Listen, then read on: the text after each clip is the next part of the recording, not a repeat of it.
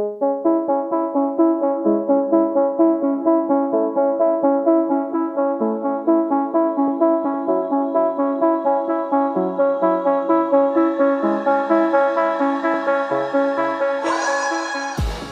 and welcome to the Blackout podcast, where I get to talk to amazing people that do amazing things. And today I have PINEO LOEB. You guys, I've listened to your music for a couple of times now, but it's your videos that kill me. How the fuck do you get the ideas for those videos? It's the videos, man. You gotta stay inspired. I don't know. Creativity. Some of them, the one you mentioned, the suburbs video where we were passing out the money, that was like a day. It just came to us. That's the key. Is once you get the inspiration, you just got to go for it. We're like, wouldn't this be funny? And once you start doing it, it kind of comes together naturally. Mm-hmm. Yeah. We didn't even plan that. It's like we got the money after we'd started, the fake money. We just drove up to the collaborator. His name's Bowen. He's a rapper from the Valley. And he's just like, when we showed up, he's like, hey, you guys, he handed us a bunch of fake money. And we're like, can we use this in the video? He's like, sure. You start giving it to kids at the skate park. That was really fucking crazy. So let's rewind a bit before we get to Suburbs, the video.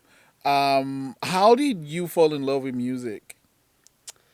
Oh, it's always been there. Probably my parents listening to the radio. I remember when I was working a job, I was working at Home Hardware, and we had the radio, and there was a classic rock station, and there's nothing like being in a bad scenario and you hear the music, and it's like, this is the salvation. I'm like, this is what I want to do, just hearing it. I don't want to work, normal job. It's got to be in the music industry. Yeah. And for you? My family was always playing music growing up, and when your brain's developing, you don't really realize at the time when you're a kid, but it does really shape your sonic palette. And I just grew up playing the drums and just loving music, and never really thought I'd be like an artist or a DJ or. What did you want to be? Growing up. Well, when growing up, probably run a hot dog stand or something. When I was really young. Yeah. Then maybe a veterinarian. I love animals, but okay. And then when I came to Halifax, I'm gonna be a marketing guy. Oh. And then I met this guy, and then we started. It just kind of really naturally happened. You really never know where life's gonna take you. Right. So you love music, and at what point did you think you should play or even start DJing at all? As basically as early as I could. Oh, wow. I remember early on, being into electronic music, and I was like, how do people perform this live? And I was Googling it and then seeing DJing, and that was kind of the first time I wrapped my head around it. I was like, all right, this is what I got to do. This is the coolest thing ever. It is you guys, it's cool. It's cool what you guys do. Because, I think, jobs where you, people go to be happy. Yeah. That's kind of what you guys deliver. The music is great, the dancing is great, but the real thing I think DJs do is give people joy. I love that. Definitely. I'm super envious of that. We always say that, a lot of times people go to a show and they, might not remember any specific songs, but they remember the feeling. Yes. When they leave. It's like, well, did that make me happy? And that's the best thing you can do. It's just spread joy. You get what you give. So, you make people happy, they make you happy.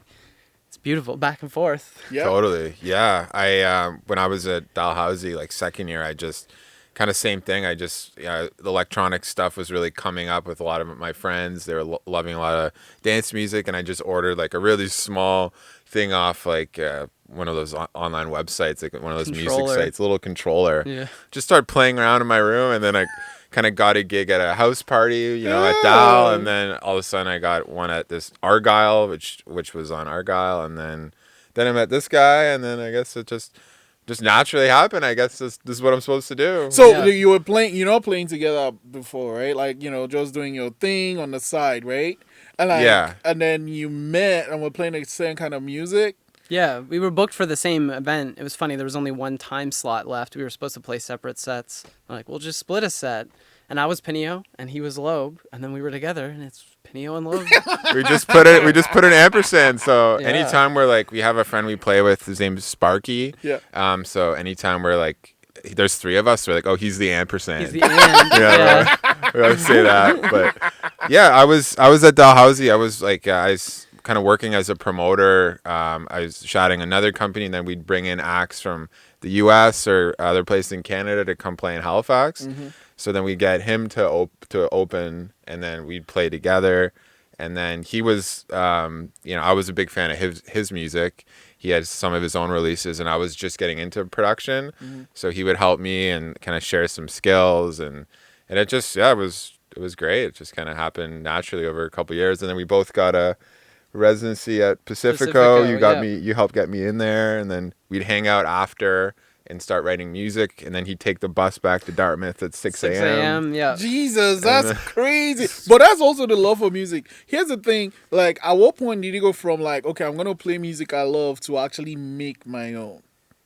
That was kind of where it began for me, actually. I started making it, and I was like, how do you play this out? And then that's what DJing Gotcha. You know? Wow. I started really early on. I won a MacBook in like a Much Music contest. Which No was way. just so lucky. I feel like that was fate. That's like, that is a fucking sign. Yeah, I remember it was just like a passing thing. It was like on the Much Music website. It's like, enter this draw, and I didn't even know what the draw was for, and I entered for it, and then like I heard in the background, they're like, Mitchell PINEO, you just won a MacBook. And that blew me away. I never even like owned a computer. I get this, and it has GarageBand on it. Nice. You know, which you can start producing on. Started doing that, and like that's really fell in love with it. How you can just have a laptop, and then it's like you have a song at the end. That's the most exciting thing. And it's like, oh, I want to play this to people. How do people play music like this? They DJ. All right, I'm a DJ now, I guess. You know. So like, but like, I guess let's just dive into that. What is the process for when it comes to making music for you guys? It changes. It's different. The system, I don't know. So sometimes if you're doing like a remix or an original song, like if you're doing an original song, usually you need some inspiration to start. So it could be, getting inspired by a chord progression of a song, or maybe there's like a sample involved, or a groove, drum beat. Just like a drum beat. It could be like a drum break, like from an old record, or it could be electronic drums. But there usually has to be, like, if it's just like, all right, I'm just gonna sit down now and write a song, it's usually not going to turn out as well unless there's like inspiration involved, something in the fire, but yeah, it's kind of different every time, but that's what keeps it exciting. Yeah, it's like we got to groove, or I want to do something with this kind of beat, something like this song, and then you put that in, and then you add something else, maybe a bass line that sounds like this kind of song. So it's experimenting. That's what keeps it fun. And so at first you were kind of just writing your songs, and then he taught you how to write some songs. But do you remember the very first song you decided to write together? I think it was at MTV. Yeah. Was that the first one we did? It was like a Dire Straits remix, like Money for Nothing.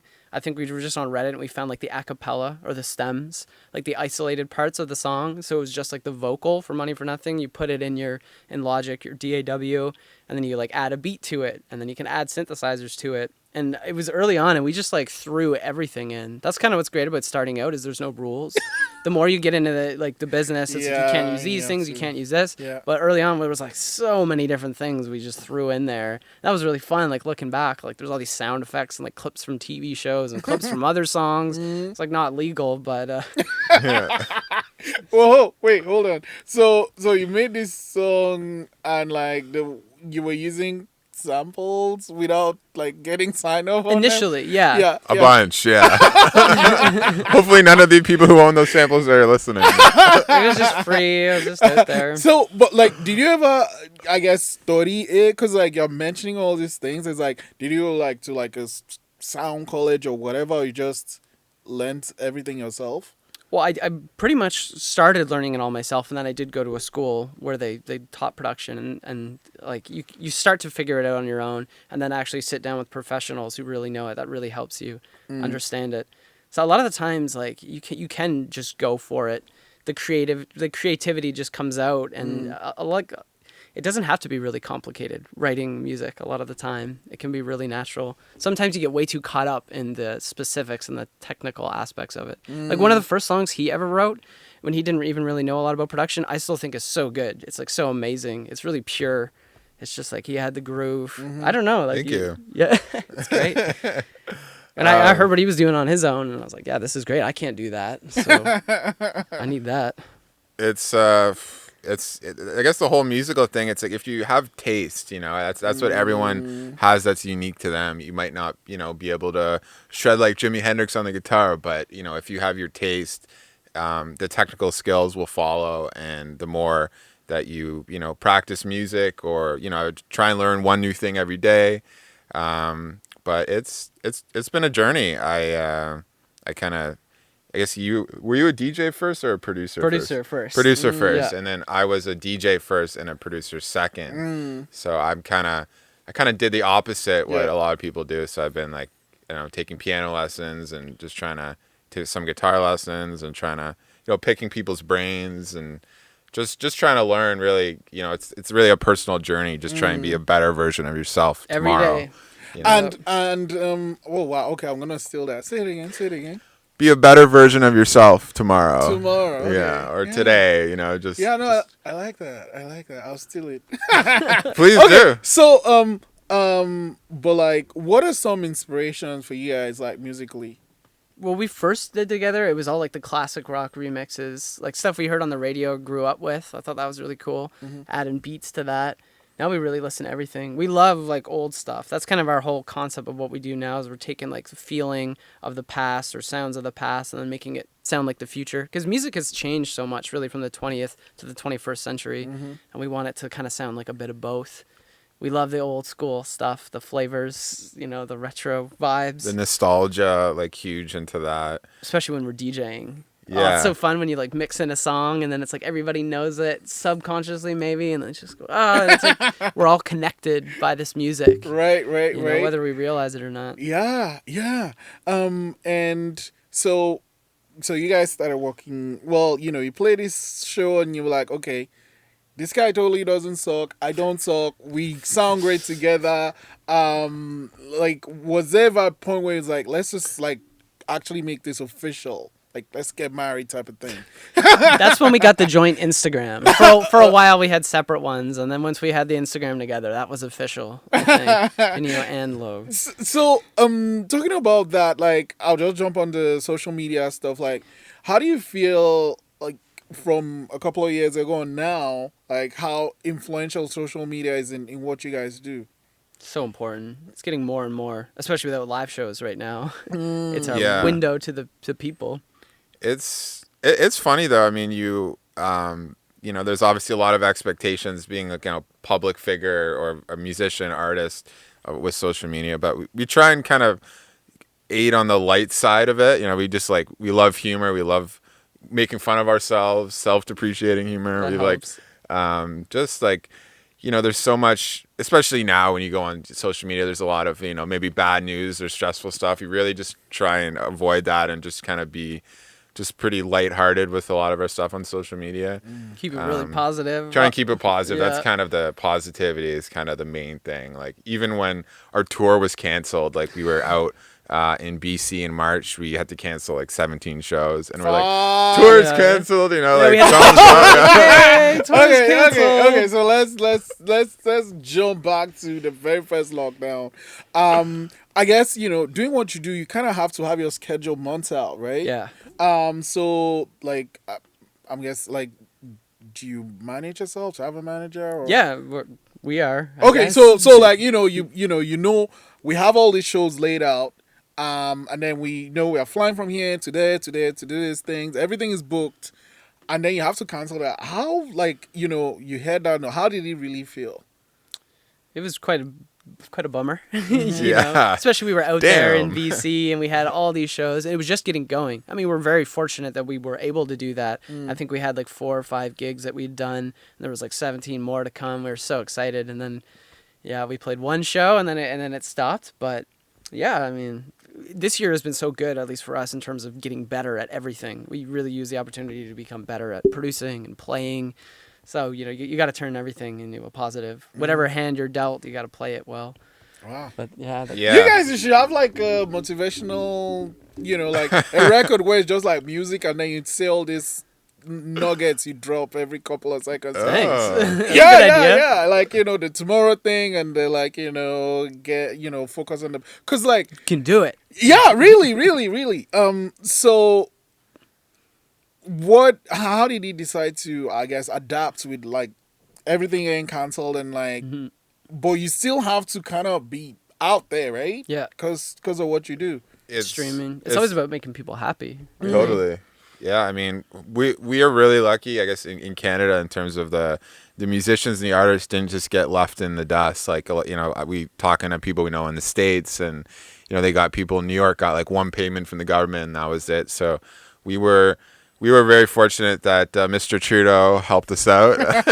Yeah, but kept us afloat. Kept us Things were most afloat. dire. But, you know, luckily there's grants, so we're trying to apply for all the grants we can. And we encourage anyone who's listening to apply for grants too, because we're super lucky in Halifax and in Canada to have all those programs. And I guess just kind of transitioning, we like Pacifico, the club we work at in Halifax, was open for quite a bit, but we're trying to transition to build a Twitch channel. We did a bunch of live streams, and now we're kind of relaunching that. And yeah, just trying to kind of turn into a positive. It's like, you know, every artist in the world is in the same position as us. You know, obviously we were bummed. We had some of our biggest festival bookings of our career. Biggest show ever. For years, we're like, we really want to play at Shambhala Music Festival. It's the best festival in Canada. For years, we were going there, and then this year, we finally got booked, and it was the best thing ever. Yeah. We were so happy. We bought streamers and fired them off in the room. Like, yeah! And it was like less than a month later, it's like, that's not happening. Oh no, gosh. Yeah, and we're still finding like little streamers in the room as reminders. Like, A reminder, yeah. Our cat just starts choking on a streamer. Like, no. Oh well. But Okay. hey, you know what? We're alive. We're healthy. We're happy. We're trying to do the best we can. It's like it's the 4 agreements. Is another thing. I don't know if you're familiar with it. It's You know, my wife is the one into, like, she knows all these things. She's usually here because she's producing, but like she's not here today. Like, she would know that. I think she's mentioned that to me before. I was just like, okay. We both Yeah. read that. It's really helpful. it So helps Can we us what out. remember it? Can we remember So it? we always forget one. Okay, so it's always do your best. Always try your best. Always try your best. Don't take anything personally. Oh, I like that one. Nothing. That's great advice. Yeah, that's the best one. Be impeccable with your word is the third one. And the fourth one is The one we always forget. I knew we were We gonna can be- remember 3 agreements pretty good. It should've- Wait, what is the being paid? Okay, so when you say something, do it, pretty much. Yeah. Is that, okay. Don't Yeah. take anything personally. That's a great That is a thing. fucking, like, you know what? Yeah. You know what? I tell people, like, you know, especially Instagram stuff, like, if someone criticizes your work, like that, it's not for that person. Yeah. I don't understand why people get pissed over it. Like, why you take things so Don't let them personally? drag you down. Like, Yeah. man. Stay in your own lane. So who's the, like, this 4 principle or 4 agreements Yeah. person? Is it like, is it a book? It's It's a a book. book, Yeah. I'll check it out. It's great. Yeah. It's if you just type in, we always forget the fourth Maybe one. by the end we'll think of the 4th one. Okay, like, It's kind of can the someone joke. Google it, please? Jamie, The pull 4 that up. agreements, because we need to know what it is. Okay, yeah. So you know, you kind of live by these tenets, and it shows that because you bring so much joy into your sets, right? But like when you decide to work on a record, you bring the same thing in. Definitely. Oh. Well, I mean, we like to do all sorts of records. That's really important for us, is to have a spread. Like, primarily, we're a party dance act. You know, but sometimes we feel sad or emotional or like romantic, all these different feelings, and we put those in songs as well. So we have them. But the core of what we do is just positivity and happiness. And I mean, there's songs for any emotion, really, the whole spectrum. I think that's really important. Yeah, Different yeah. moods. Yeah. When you want to make an album, like, what's your process? Like, do you say we have to get this thing ready by that time? That helps. Setting deadlines really helps, or you'll never get it done. It's a great question though. Typically, it's just like we'll just make a private playlist on SoundCloud with any potential candidate, Yeah. and then it's like, what are the best 12 songs out of these 30, and then Putting it's them just- together and seeing how it sounds really helps. Like, let's put 10 songs together and see, does this feel like an album? So you listen to a great album, it feels cohesive, it has a theme, Yeah. and we try that. And usually we cycle through. Every album we've done, we've had like a lot of songs, and then you whittle them down to the ones that are still good after a while. Do some of those songs that didn't make album 1 make album 2? Sometimes. Yeah. I think that's really cool when artists do that. You know, Prince has a song that's like 9 years old, and then he brings it around on one of his newer albums, and it's like the best song on the album or something. He did that a few times. I thought that was really cool. It's happened with us a few times. We just actually submitted an album for Sync with this company in Toronto called Hard. It's like an all Canadian company that submits songs for like movies and shows and stuff. And that was basically any tracks that didn't make an album that we like didn't want to, that we were still proud of, but we didn't want to like release. It was like an idea, like this idea is great. This could be in like a TV show or something, but we don't have anything to do with it. So then we make like a sync album out of it, and it's just for that use. Hopefully, it will be used in TV shows or something. Yeah, it's always nice. You know what? That's one thing people. Well, most people don't understand how important music is in film. Mm-hmm. Holy shit! Like, you know, you can make anyone feel almost anything just by playing, like, you know, 10-20 seconds of a certain song while someone is doing a certain emotion. So getting the right song for the right scene is it's key. You're a filmmaker, right? So you know all about that. Oh my god. Like, I was watching a film a friend of mine made, and it's emotional, but the song was so shit. You know, it's like, what the like, you gotta fix that. Music supervisor, please come in. God, yeah. Music supervisor, you can't, like, I mean, just take that thing out of there, because it's like, is this really emotional thing? And this person is talking about, like, you know, how kind of this thing is in their family, and if their mom isn't there anymore, then they're gonna, like, you know, they have to make sure it keeps staying in the family, basically. And then the music's like, what the fuck is, what are you doing? You know, just give me like some strings, some like fucking recontextualizing it. Yeah. Anyway, yeah. So here's the thing, though. At what point, like, did you guys sit down and say, okay, so we have PINEO LOEB, we are doing this thing, but, like, you know, we have to kind of look at the legal part of things, because most artists, I found out, don't do that. Yeah. You really need to. Well, once you start getting songs taken down, you know, you work so hard on this song, you love it, and then it's gone. That hurts. Yeah, we've had a couple remixes, you know, with like hundreds of thousands of plays that get taken down. It's like, technically, we weren't allowed to do that, but it's like, damn. So we got to do it by the book. Especially with Spotify now too. It kind of makes it like you can't have like illegal samples on there. Yeah. Yeah. This year is actually we're in the process of clearing a disco sample that we're using in a new single from a Canadian disco artist from the 70s. His name's Esteban. Really talented guy from Ontario. He had a record in the 70s, and we're clearing 2 songs. We're sampling 2 songs, clearing it legally. He's getting paid, so it's great. Yeah, it can benefit everybody. You know, as long as we all work together. Exactly. It's Like, great. It keeps his song alive. Right. And that's my thing. Apart from that, you know, making sure you get the samples cleared is like, you put in all this effort and then people can't hear it again, right? Mm-hmm. So did you guys jump on Spotify right away? Pretty much. Yeah. Pretty close, yeah. We didn't have a ton of songs that could be on it because, like, as DJs, I always have all these edits and stuff. You can't put those on it. It's got to be just your original songs. But it's good for artists to focus on their originals. I mean, we do so many remixes. Sometimes people don't know our originals too, but they're on Spotify, and it's really important. Just the pure music. Yeah. Do you like that rap thing? Like, you know, like at the end of the year, everyone has a rap thing. Like, you know the rap thing? Totally, yeah. I love it. How do you guys feel about that? I think it's cool. I love sharing it. It's almost like personal. Like, I feel like a lot of people don't tell each other what they actually listen to. You know, you have your face, and it's like, this is it. This is what I listen to. Yeah. I learn a lot about people seeing them. Exactly. Like, man, the music a person listens to says a lot about the person, right? And like we were talking before we came on that, you know, you love the same music. It brings, you know, it brings you guys together. Yeah. It was kind of different, actually, what we listened to.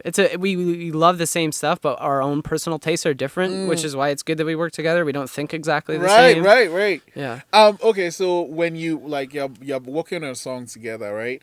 And, like, you know, you put in all the things, like, do you ever argue about what stays and what goes?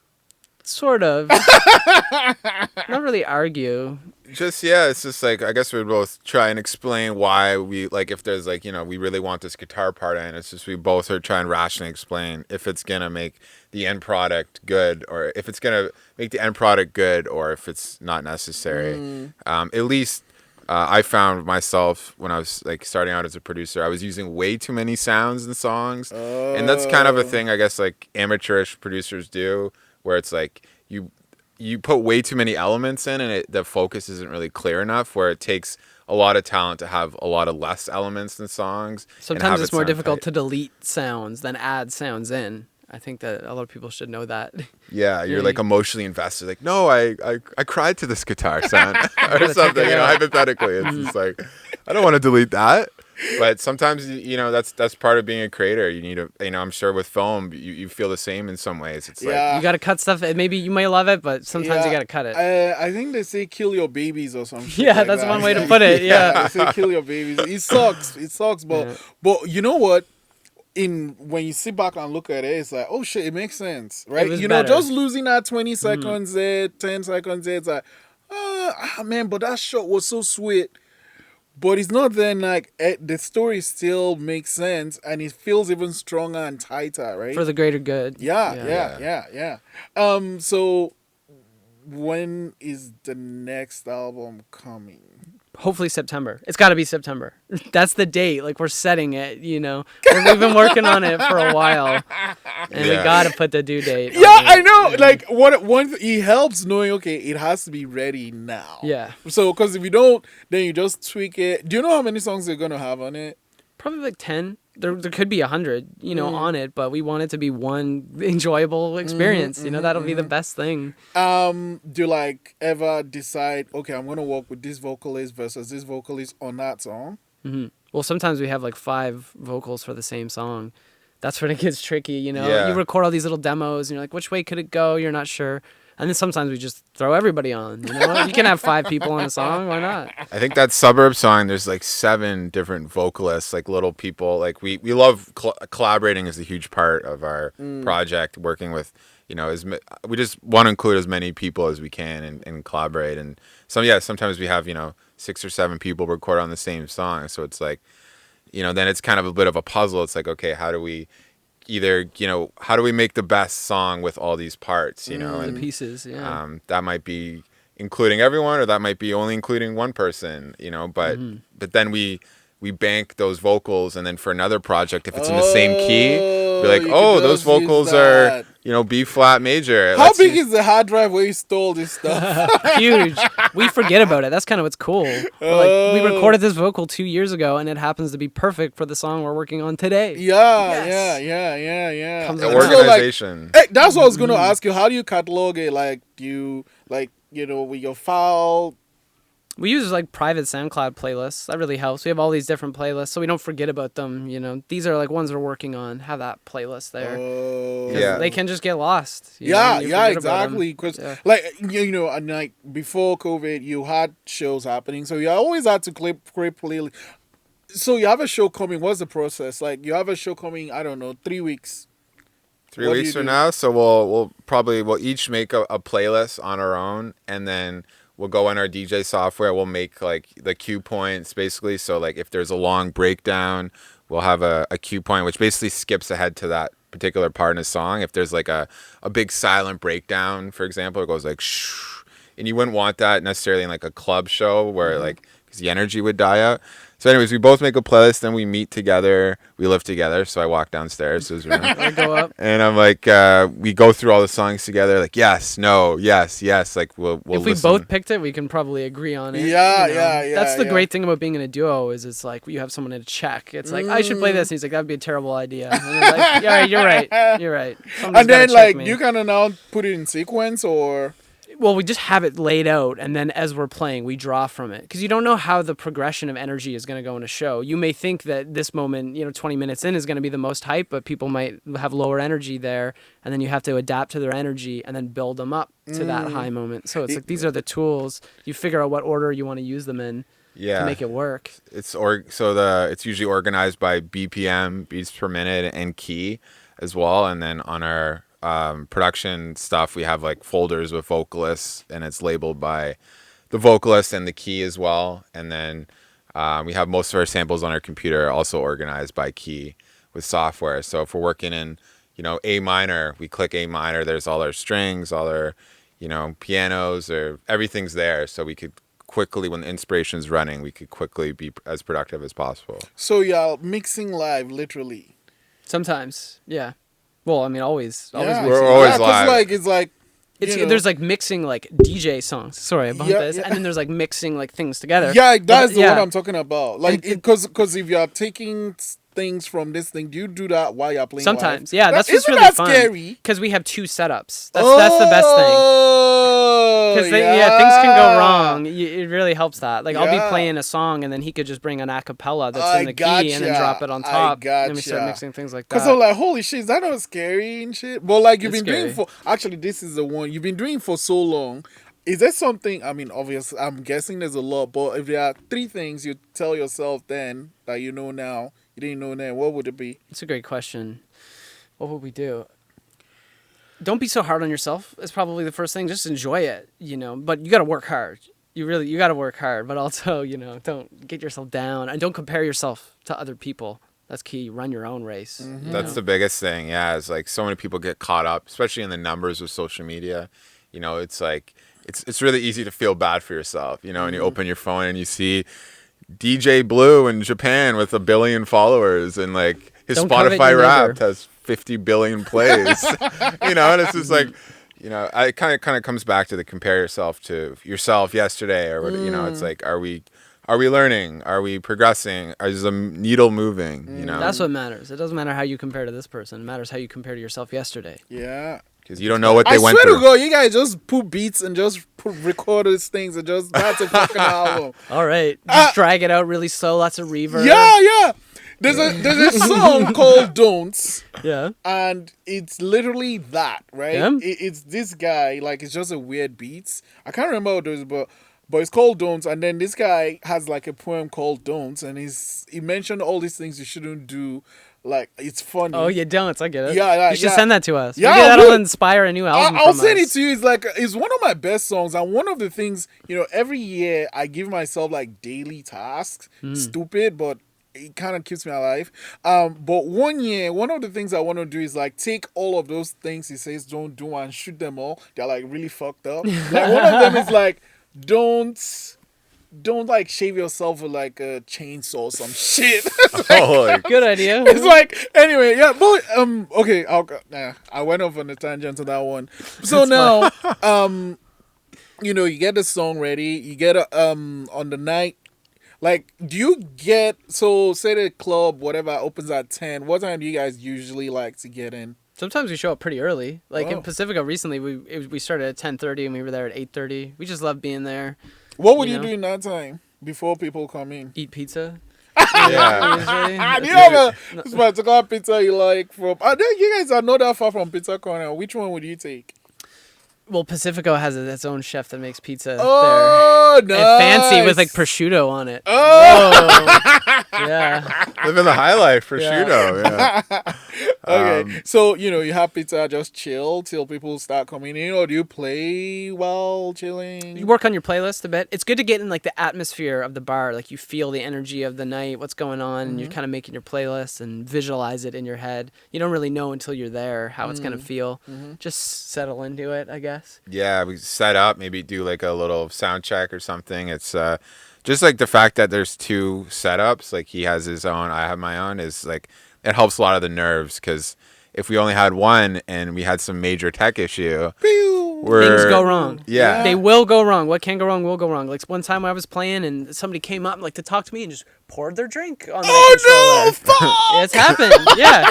Or just like, what would happen if I yanked this cord out of the computer? It's like we've been in so many possible crazy scenarios. It's just like, Wait, who is responsible for that? The club or like, cause like that might mess up something, right? When the drink got spilled, it happened and nothing, I couldn't do anything. It was like 5 minutes into a set. Somebody poured a drink all over my controller, and you're there to make people happy and to smile, and you're dying on the inside. Thank you for spilling a drink on my stuff. Yeah. Well, that happens, you learn. Hopefully, don't let it happen again. There's a video you made with frick, he's an animator. Tim Tracy. Yeah, Tim. Yeah. That was crazy sick. Stop Thank motion. you. Thank you. That was really fun. Fucking sick. Thank you. Tim So is like, awesome. yeah, Tim is Circles. He's like a genius. Yeah, Like, fucking hell. That video did numbers too. So like, what was the idea behind that one? Like, We would paint us as GI Joes, make them look like us, and then stop motion the GI Joes into their own little world where we're like superheroes. with Frankie McDonald. And then if we had a Frankie McDonald toy, put him in too. We got his permission. We saw him in Cape Breton, and we're like, "Can we use your toy in our video?" He said, "Sure." Absolutely. And Then you just kind of run with it, and then one idea leads to another, and then it just starts to get crazy. right, like your videos you know? are crazy, and that's why I keep thinking, like, I mean, just like from your name and like the logo, how you guys write your name, I get thinking that is a comic. It's a comic. I just see it like, okay, why these guys don't have a comic yet? That's great. I grew up loving comics. I mean, I still do, but that was a big inspiration. When our friend who helps design the merch, she was just drawing us as like animated characters. And a lot of our album covers are animated too. It's drawn. We kind of like that. The idea of us more so than just specifically us. So I mean, maybe there'll be a comic. yeah, That'd be I really love fun. the idea. It'd be for fucking sure. dope, man. It'd be I really think so. So, so the Twitch thing. Talk a little bit about Twitch. Yeah, well, we've been streaming. We've been doing it a bunch this summer. We love streaming. It's great to talk to people, just to have that connection. We're going to be doing it weekly coming up, streaming Do you have different a things. Specific day or? We're still figuring that out because there's a lot of different days, probably Thursday. But we'll do different things. Like Thursday, maybe we'll DJ. Like on the weekend, maybe we'll do a production tutorial. And then maybe we'll like do a gaming stream one day of the week or something. Do you, I play classics. I'm all about the classics. Like Which- N64 games, like GoldenEye and like Zelda. Those are my okay, favorites. GoldenEye. He's like really, really old, but that game is so good. I know. It's my favorite thing. so I just good. did a full stream of it on our Twitch. It's still up there. You can check it out. I beat the whole game in one sitting. That's just something that I do. So good. I love it. It's so good. It's so good. Okay, yeah. Okay. So what's your setup when you want to Twitch? We got a green screen. It's basically in my like bedroom. Yeah, we have like my closet's covered with a huge green screen. We have a table, and it's basically like, since there's no touring, there's no really shows. It's the only way that we could really kind of connect with people in a show setting. So, and your way of connecting is them kind of typing in the chat and then emojis. It's And like I a friend of mine said, "Oh, try this thing," and like, isn't it a little bit difficult? Because like you kind of have to like, you're shooting yourself, you're doing what you're doing, but you also have to kind of look at the screen and stuff. Do you have like two monitors looking at things, or Yeah. Oh, Yeah, okay. you have one running the show, Yeah. and then you have your DJ laptop. It's pretty tricky. Yeah. It's good that we have two of us. That really helps. And what do you usually throw on your green screen? Our visuals. I don't know. yeah, we have like an hour visual loop of just like pop culture stuff. We always update it. Yeah, random things from pop culture we like, and then our own videos, and you can sync them up to specific songs and Oh, stuff. nice. But, yeah. The probably the biggest danger is like our cat has knocked down the camera a couple times. Like you'll just see her, like sometimes it jumps on a table and it's just his ass. It's just like streaming to everyone. Like all I see is the cat's ass. Like it's just like Timmy is the most popular part of the stream. Anytime we stream, it's like we're streaming DJ and people love it, and then Timmy the cat jumps up and people are like, Should we give him a treat? Let us know in the comments. Like that's Yeah. like, or it's like all our money's going towards treats and groceries. Yeah. We have a dedicated camera for him when we stream now, our cat. Oh, People love it. Wow. And then like, so another thing my friend does is like on Twitch, people can like give money. Well, do you do that at all when you guys are Sometimes. streaming? Okay. Gift subscriptions, Yeah, things like that's the that. thing. Yeah, It's really yeah. great to support, a direct way to support people on Twitch now, which is nice. I subscribe to a few other DJs like the Funk Hunters. I really like them. We toured with them, and you can gift subs to people, especially now. It's great to help, DJs out. Yeah. Yeah. Let's go back to before COVID, right? You're booked for like an out of town show. And how far ahead you prepare for stuff like that? Usually, like if we're playing at like a university or something, and we're driving, usually in the car on the way there, we'll I'll like tether my phone to my computer, like going Many, through many the times Tim done Hortons that. drive-through, just like. That's But the thrill. it's like we kind of have different. Like sometimes it's just us two in a DJ set where we've done it so many times that it's just kind of muscle memory at this point. But we also do live shows where we bring on other musicians. Like we work with Jamila, who's a reggae artist from Halifax, and we have a guitar player or like sax player that we Sparky, sometimes yeah. bring, Sparky. And then we'll play instruments too. That's really fun. We'll do that at like East Coast Music Awards or something, and then just play our own music and then play instruments on top. Yeah. It's a little different. So we need to practice ahead of time for Yeah. that we actually have to do rehearsals and stuff. But if we're DJing, I think we've done it enough now in so many different settings. We've done weddings, we've done fashion shows, we've done club stuff. Like that Raves, that really helps your kind of skills as a DJ to be in so many different settings. Been on boats or The Harbor Hopper cruising Yeah, around that was, Harbor Halifax. Hopper. that was cool. I saw that one on YouTube. I think, was it YouTube? Yeah. Yeah, on YouTube. How did that happen? That was the Canada Day, Halifax Canada Day. Yeah, just Billy Comer is one of our friends. He works for Civic Events, and he's just like, yeah, do you guys want to DJ on the party hopper? We're like, hell yeah, let's do it. We didn't even really know what to expect. We just got on this amphibious vehicle and drove around Halifax, DJing for a couple hours.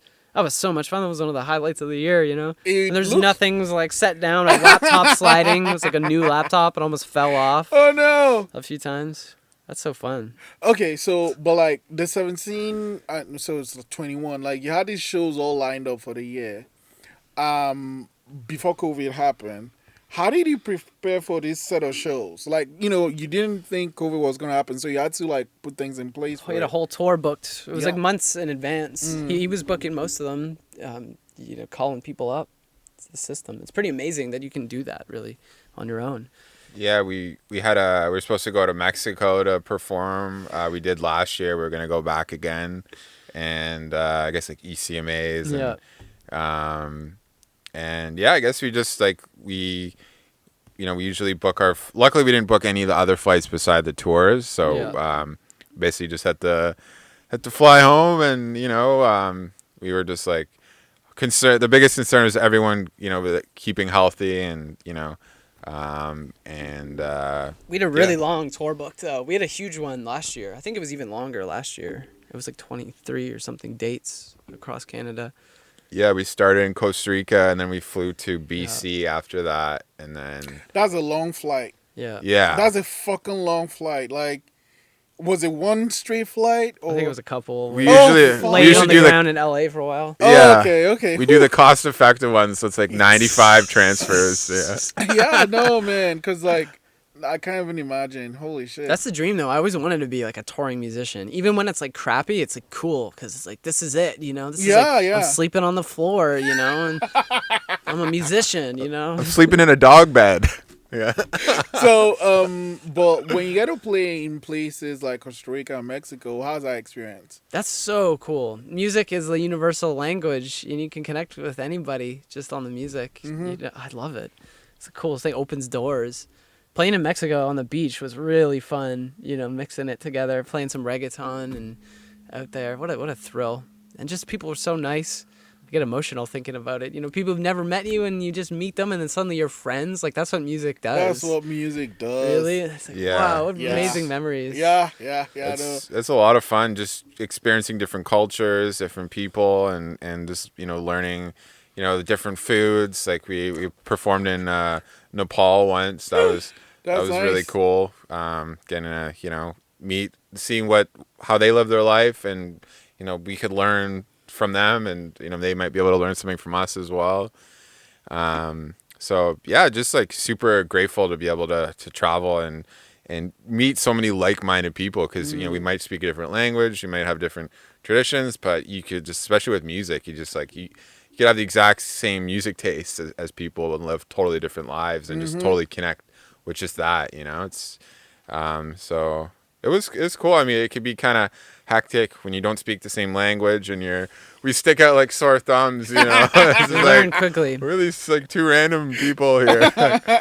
But Okay, so at some point we'll get a vaccine, and life will kind of return back to normal, or whatever that was. What do you guys kind of see PINEO LOEB doing then? We'll make the most of everything we got. If there's touring, we're gonna tour as much as we can. We love it. Either way, we're just gonna be full steam ahead.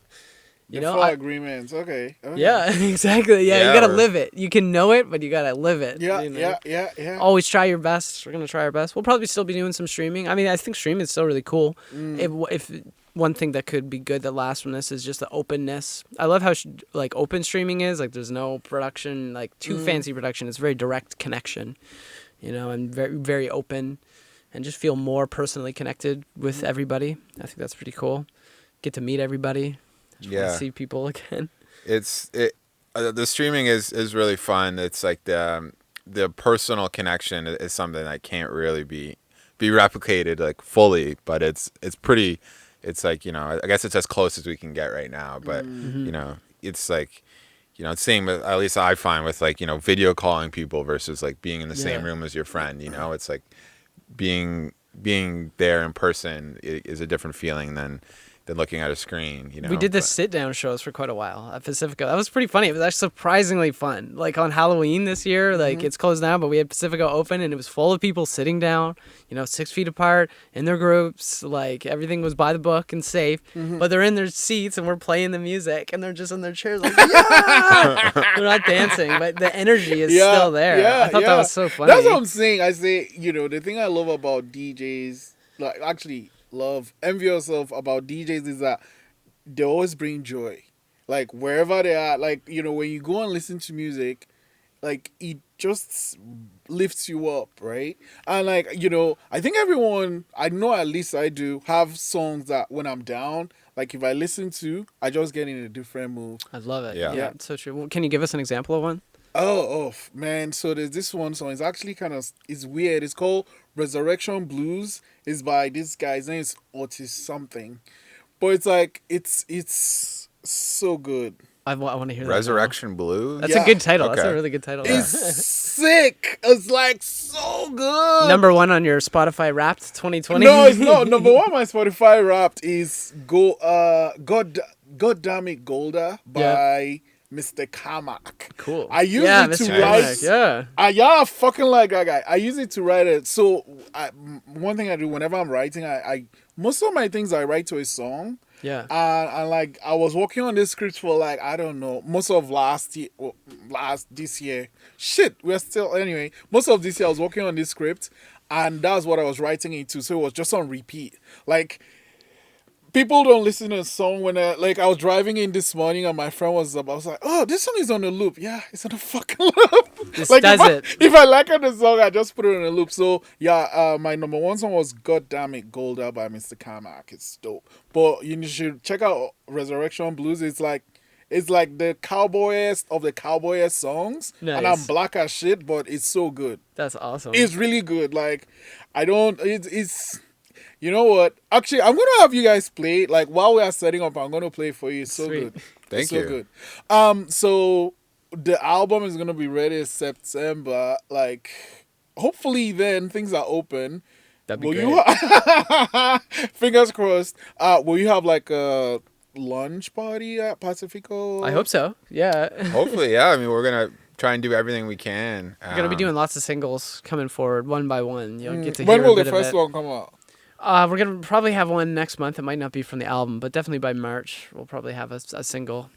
Definitely, probably. How will you decide our first single? How do you decide your first single, man? That must be crazy. Yeah, well, we flip-flop. We've been flip-flopping this week on which one the first one is going to be. You got to feel it. It's like, this is the one. Right, we just listen to it and we feel it. Like, people right, got to hear this song. right, I think we right. know which one that is. And just how the kind of music industry is going, it's turning into really like single centric with releases. Like you could have an album, ready to go, but just like in terms of Spotify for artists, how they, there's a lot of algorithmic playlists, and you could only pitch one song a month to the Spotify for artists team. Yeah. So it's like you could still release an album, but I guess it's kind of might make more sense from an algorithmic perspective to do the more way the singles. business works now, it favors singles. So try to make the most of them. So, like, do you ever, get this? Okay, so you have 4 songs, and you're like, this is the one. Yeah. And people are like, fuck this song. And the one you're like, okay, whatever. And people are like, oh my God, this song. Do you ever have that? Definitely. Yeah. How do you handle it? It's like we like getting outside perspectives on a lot of things. So it's like you really kind of have to trust your gut at the end of the day, because like us trusting our guts kind of got us where we are. So we need to have faith in it. But it is like, we're so excited. We sent it to someone. They're like, they give us some critique. They're like, oh no. Like, sometimes it's great though. Sometimes somebody will say something negative and you feel like bummed about it, but then you'll think and you're like, actually, I could change the song and then it'll be better this way. And then it actually was a really good thing. So I'm glad that they kind of made me feel bad about that, because I learned from it. So. But it's like, I put so much work into that song. Okay. Can't take it personally. Oh God, Justin is gonna kill me. Okay. So I have so many questions, and I think I'd like to have you guys back after we have like 1 or 2 singles. So we'll talk before the album comes out again, because you guys are so fun. Thanks, man. And This is a lot of fun. Also, I'm going to be like, when you guys come back next time, I'm going to ask you to show me what the fuck. Because I was looking at your computer, I was like, it doesn't make sense. Like, it's like a spaceship. Your controller, is that what it's called? Yeah, like, that'd be a DJ controller. Yeah, I'd be yeah. happy to share. We both like do tutorials and teach people. I taught a class on production.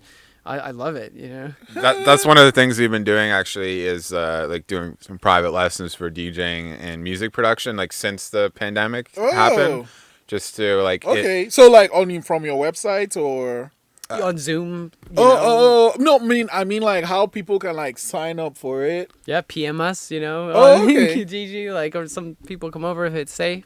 It's mostly just like kind of people we know already who we talk to, is like, I want to learn more about this topic, and we've been filming tutorials as well that we're putting on our YouTube page. Okay, I need to check that out, because like that's the thing. But then you need to get that software that Tractor is called. Yeah, well, and then there's GarageBand, which is what I started with, which is the free version. That's for producing, and then there's free versions of Serato for DJing. So it's pretty easy to get into it. I love helping people start. It's such a gift. I'm so thankful to the people who helped me along the way initially, and the more people that are doing it, the better. There's no such thing as competition. We're all in this together.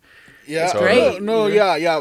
The one thing on this one I stole from my grandmom is like that we're all here to help each other. And like I used to be pissed when she like, cause it's like, be like, I can't fucking eat and we're giving all these people our food and shit. And she was like, we're all here to help. And now I'm like, I don't know, 20, 40, whatever years later, it makes sense now. You like get it makes a whole ton of sense.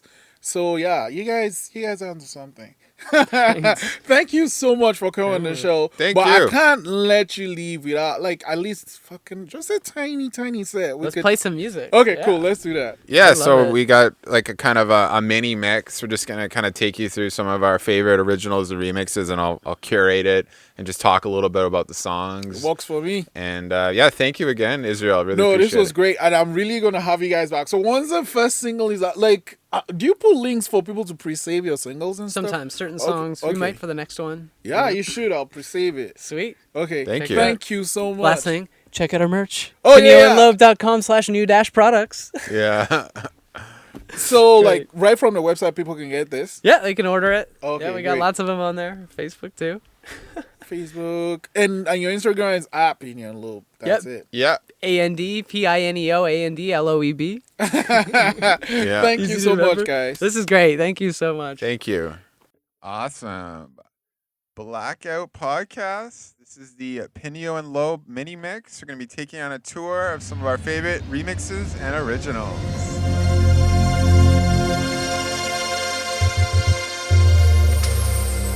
We're kicking her off with Circles. This is one of crowd favorite we've heard, so hope you enjoy. Featuring KO on vocals. Like Pacifico all over again. Running in circles through my head. I know she feeling the same way I do. So why she play so hard to get? She got me going. Round and round like a hula hoop or merry-go. Round and round like a hula hoop or merry-go. Round and round like a hula hoop or Here we go. This is how I go down, down. Let's go.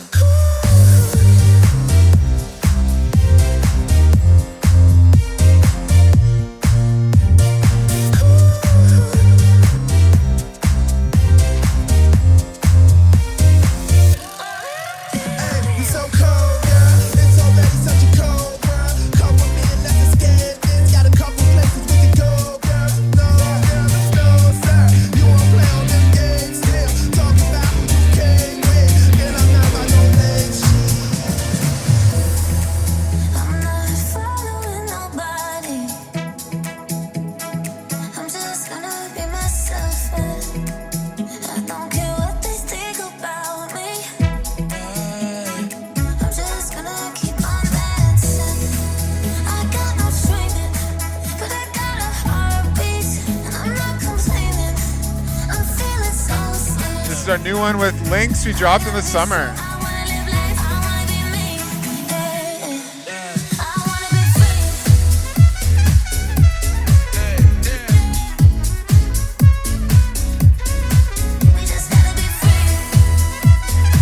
Get out the air trumpet.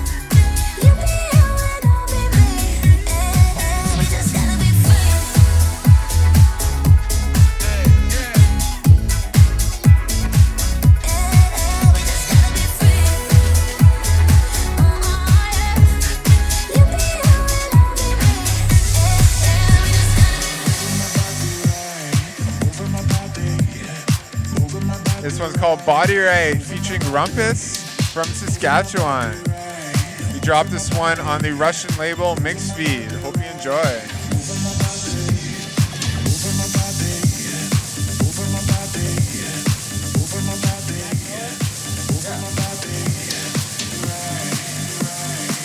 Here we go. Over my body right.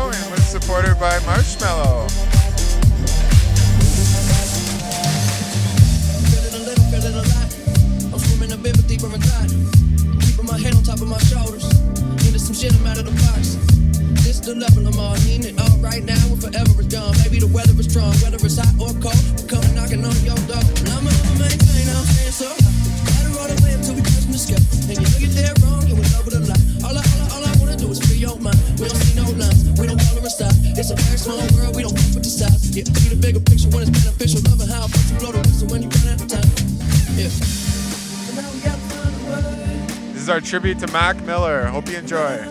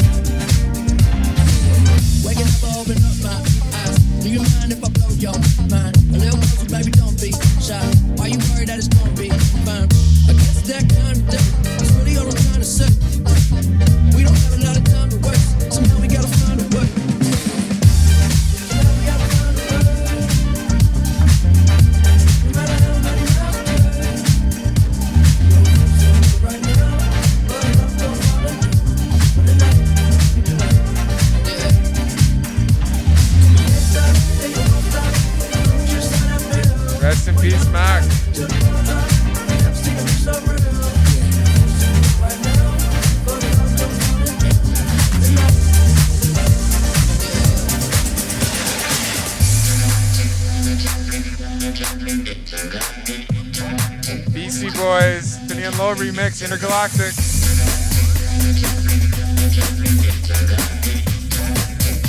Got a couple left. Thank you so much for jamming out.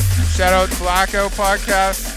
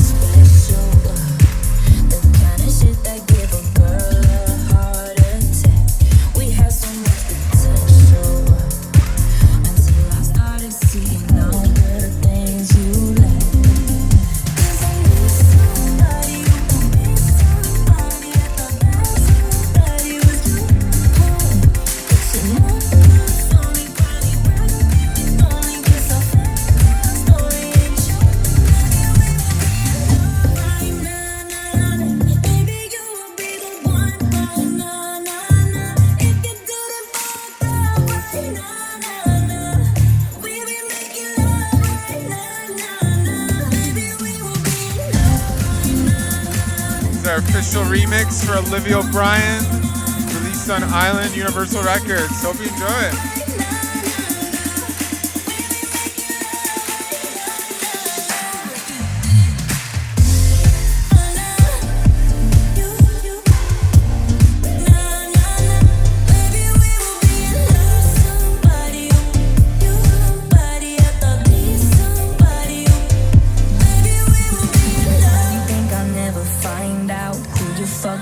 But I know who you're fucking right now. Yeah, I know everything. Yeah, I don't understand it. What happened to your standards?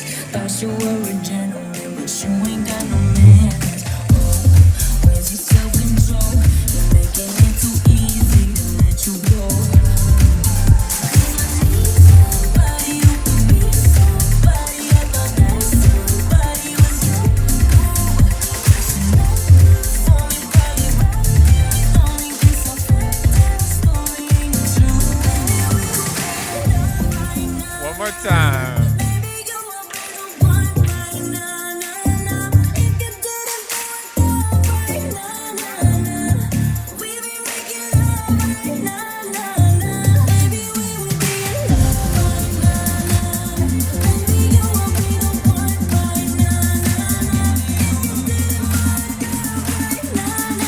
Blackout Podcast, here we go.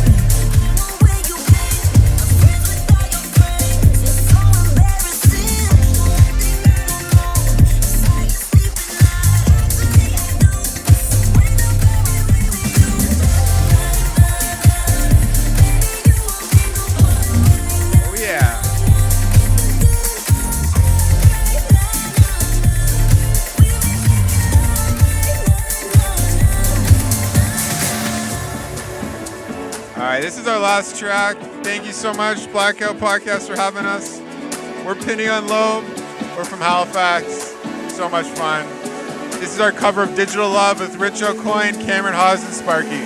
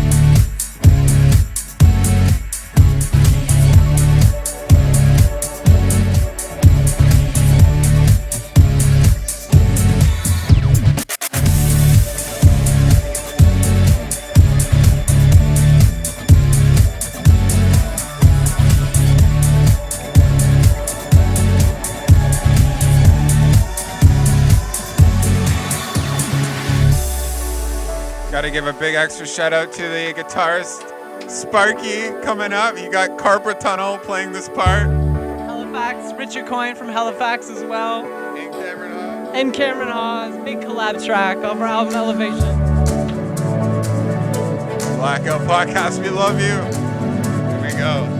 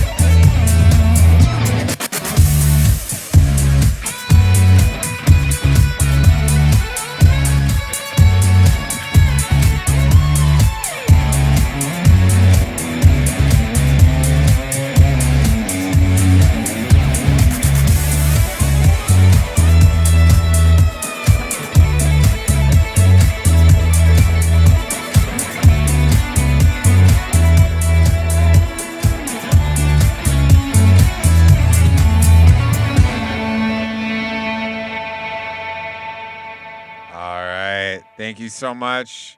We're PINEO LOEB. Big shout out to Blackout Podcast for having us. Take care. Keep the positivity going. Peace and love. Peace and love, and we'll see you next time.